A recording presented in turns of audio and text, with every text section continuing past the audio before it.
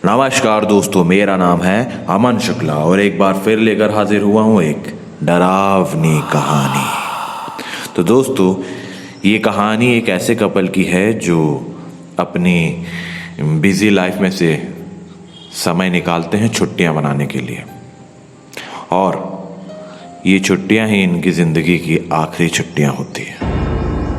तो कहानी शुरू करूं इससे पहले आप लोगों को कह दूं कि अगर कहानी पसंद आए तो हमारा चैनल सब्सक्राइब कीजिए, कहानी को लाइक कीजिए, शेयर कीजिए, कमेंट कीजिए और हमें अपना भरपूर सहयोग दीजिए।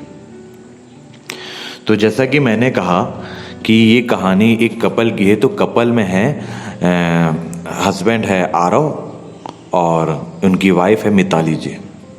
तो आरव और मिताली जी अपनी लाइफ में बहुत ज़्यादा फ्रस्ट्रेट हो जाते हैं अपने जॉब से, काम से, घर के काम से। तो ये लोग प्लान करते हैं कि क्यों ना एक छुट्टी ली जाए अपने सारे कामों से और थोड़ा माइंड फ्रेश किया जाए। उसके बाद क्या है, अपनी क्षमता और बढ़ जाएगी लाइफ को झेलने की। तो छुट्टी लेते हैं और अपने आप को बूस्ट करते हैं। तो आरव और मिताली डिसाइड करते हैं अपने एक फ्रेंड के फार्म हाउस जाने के लिए। इनके फ्रेंड का नाम है मिंटू। तो आरव और मिताली जी डिसाइड करते हैं मिंटू जी के फार्म हाउस जाने के लिए और अपने फ्रेंड को इत्तला कर देते कि हम आएंगे। तो इनका फ्रेंड बोलता है यू आर वेलकम, ज़रूर आओ और जल्दी आ जाओ। तो ये लोग अपनी सारी तैयारियां करते हैं, ऑफिस वगैरह से छुट्टी ले लेते हैं और अपनी कार उठाते हैं और निकल पड़ते हैं मिंटू जी के फार्म हाउस जाने के लिए। अब ये कार चलते चलते रात हो जाती है, फार्म हाउस पहुंचते पहुंचते ये लोग को नाइट होने वाली होती है। तो रात के समय कार धक्का खाते हुए अचानक रुक जाती है और उसमें से आरव नीचे उतर कर देखता है कि भैया कार को क्या हो गया। घड़ी देखता है तो उस वक्त रात के ठीक 9 बज रहे होते हैं। फिर उसने कार का बोनेट खोला और उसे ठीक करने की कोशिश करने लगा, लेकिन गाड़ी है कि स्टार्ट होने का नाम ही नहीं ले रही थी। आरव ने मोबाइल से मदद मंगवानी चाहिए पर उसमें नेटवर्क का नामो निशान नहीं था। फिर उसने गाड़ी की पिछली सीट पर सोई हुई अपनी पत्नी मिताली को आवाज़ दी, मिताली, अरे ओ मिताली, उठो जल्दी से, हमें आज की रात किसी गेस्ट हाउस या होटल में बितानी होगी क्योंकि गाड़ी खराब हो गई है और अब मैकेनिक के बिना ठीक नहीं होगी। हमेशा की तरह मिताली नींद में ही बड़बड़ाते हुए उठी। आरव, तुमसे एक काम ढंग से नहीं होता। कब से बोल रही हूँ ये तुम्हारी पुरानी खटारा बेचकर कम से कम एक सेकेंड हैंड कार ही खरीद लो। जवाब में आरव बोलता है, खरीद लेंगे माता रानी, अब अपना बैग उठाओ और चलो कहीं रात गुजारने का जुगाड़ करते हैं। फिर दोनों जंगल की कच्ची सड़क छोड़ के मेन हाईवे पर आ गए।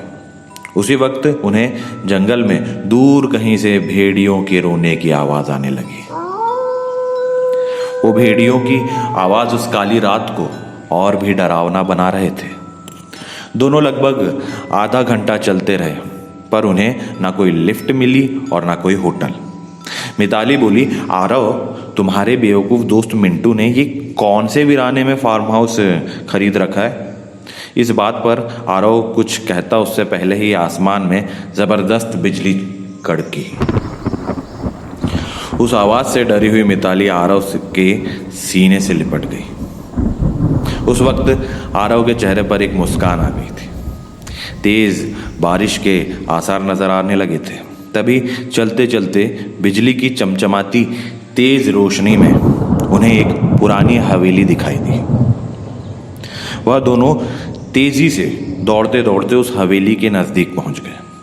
हवेली के गेट पर उन्हें कोई वॉचमैन नजर नहीं आया, इसलिए वह दोनों गेट खोलकर हवेली के मुख्य दरवाजे के पास पहुंच गए।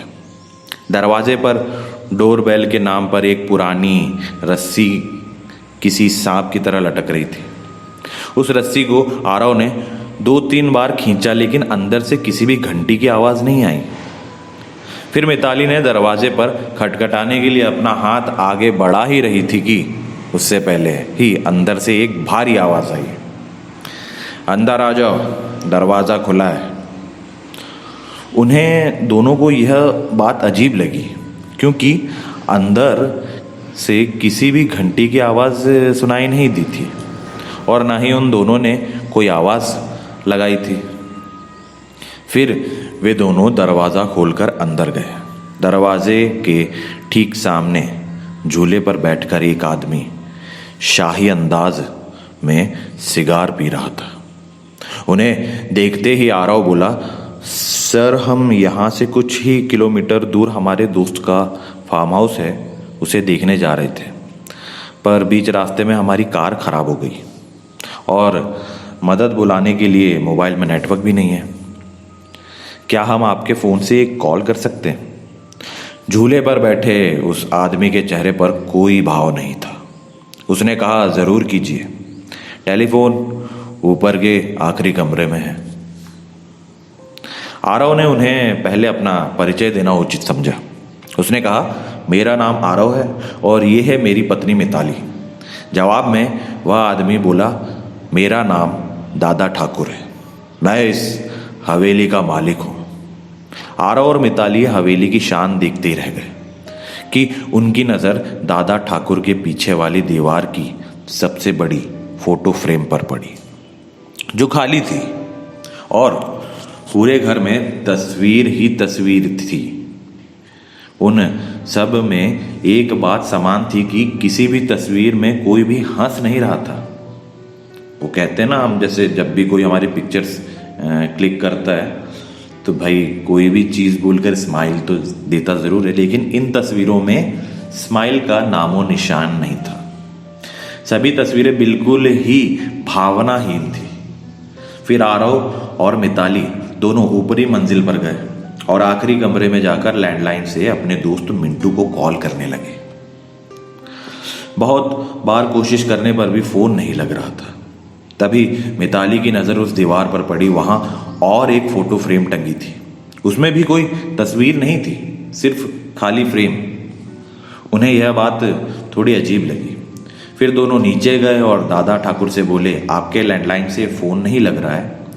दादा ठाकुर बोले कि यहाँ की फ़ोन लाइन में हमेशा गड़बड़ी रहती है, दोबारा से प्रयास करें या फिर चाहें तो आज की रात आप दोनों यहीं रुक जाइए।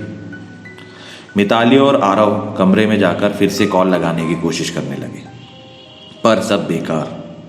आखिर में दोनों ने रात को वहीं रुकने का निर्णय लिया। बेड पर लेटते ही दोनों की आंख लग गई। रात के ठीक 1:30 बज रहे थे। आरव की नींद अचानक से खुल गई और वह एक बार फिर से अपने दोस्त को फ़ोन करने लगा, लेकिन उस वक्त फ़ोन पूरी तरह डेड था। हाथ से फ़ोन नीचे रखते हुए आरव की नज़र दीवार पर गई और सामने का नज़ारा देखकर उसके चेहरे की हवाइयाँ उड़ गई, क्योंकि कुछ घंटों पहले देखी हुई खाली फ्रेम में अब उन दोनों की तस्वीर थी और उसके नीचे लिखा था उनकी मौत की तारीख।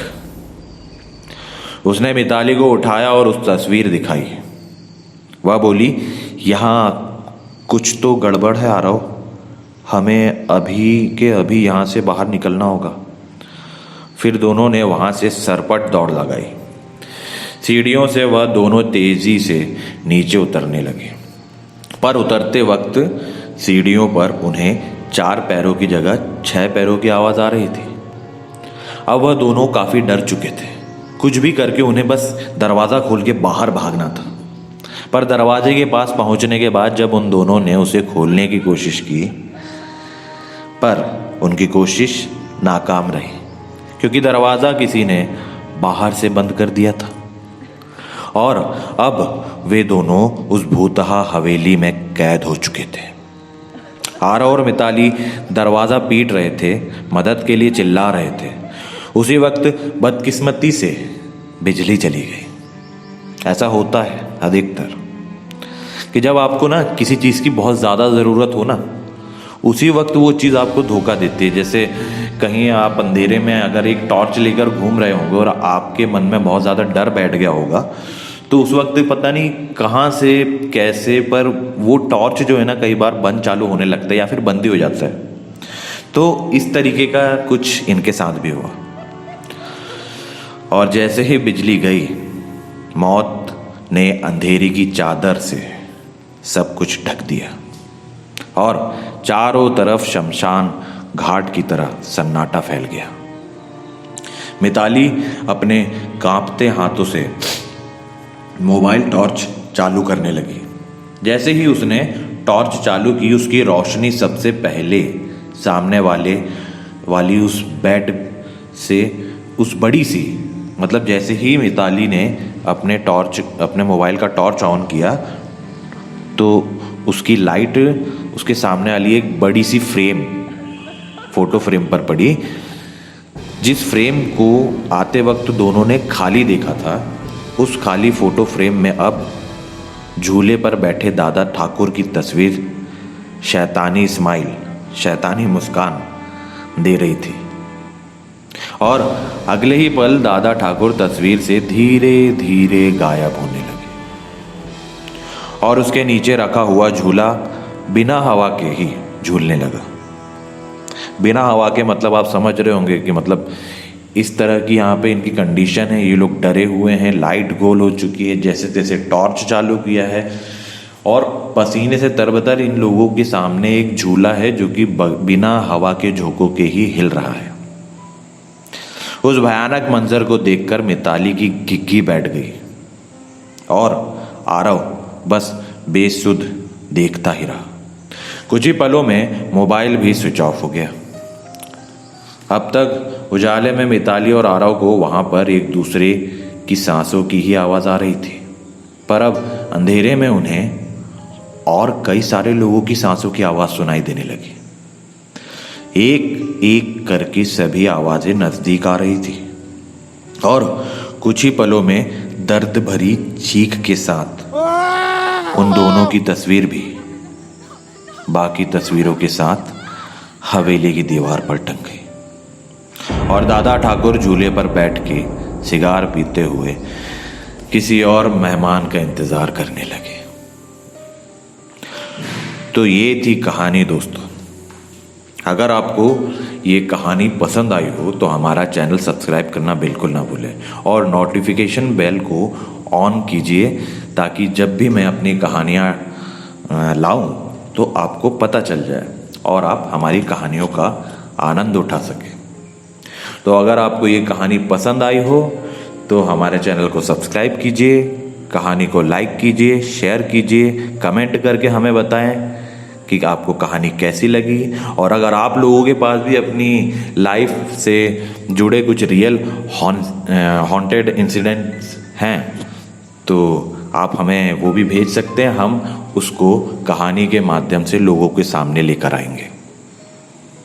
और बने रहे मेरे साथ। मैं हूं आपका दोस्त अमन शुक्ला और लाता रहता हूं डरावनी कहानियां। धन्यवाद।